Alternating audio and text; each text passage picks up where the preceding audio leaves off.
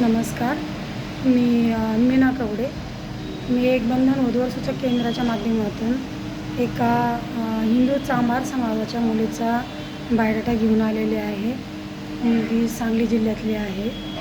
मुली दिसायला सुंदर आहे आणि मुलीचा जन्म 83चा आहे. तर मुलगी आता सध्या पुण्यामध्ये राहते. प्रायव्हेट कंपनीमध्ये जॉब करते. मुलीचं शिक्षण MA झालेलं आहे. मुलगी दिसायला सुंदर आहे आणि तिचा घटस्फोट झालेला आहे. तर तिला एक मुलगी आहे. मुलगी म्हणजे तिच्या वडिलाकडं असते. तर या मुलीचा परिचय जर कोणाला आवडला असेल तर तुम्ही 8806390616 या नंबरवर संपर्क करू शकता.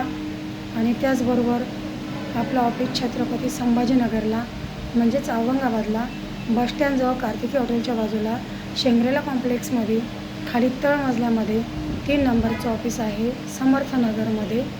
तर आपल्या ऑफिसचा टायमिंग आहे सकाळी 10 ते 6 वाजेपर्यंत. 10 ते 6 वाजेपर्यंत ऑफिस चालू असतं आणि ऑफिस रोज चालू असतं. तुम्ही कधीही ऑफिसला येऊ शकता.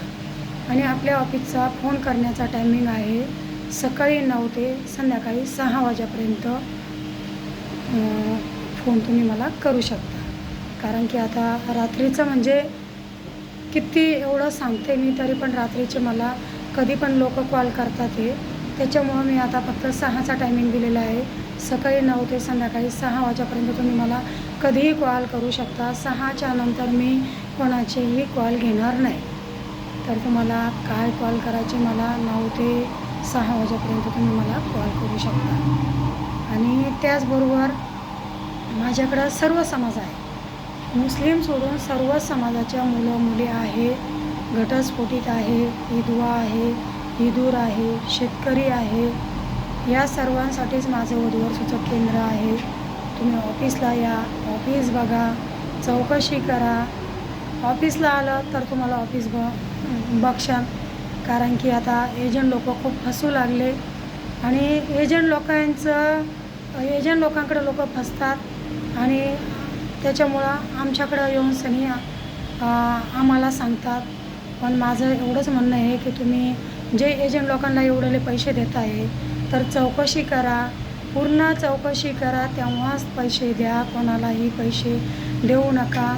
मी असं काही सांगत नाही आहे की कारण की वधूवर सूचक केंद्रामध्ये सुद्धा तुम्ही चौकशी करा. पटलं तर नोंदणी करा, नाही पटलं तर नका करू. पण विनाकारण कोणालाही पैसे देऊ नका.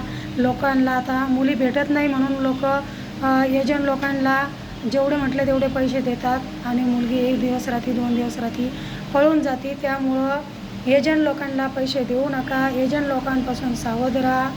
आणि माझ्या ऑफिसला या, बघा, चौकशी करा. पटलं तर नोंदणी करायची, नाही पटलं तर नाही करायची. मी कोणालाही बळजबरी करत नाही. ठीक आहे? ओके, धन्यवाद.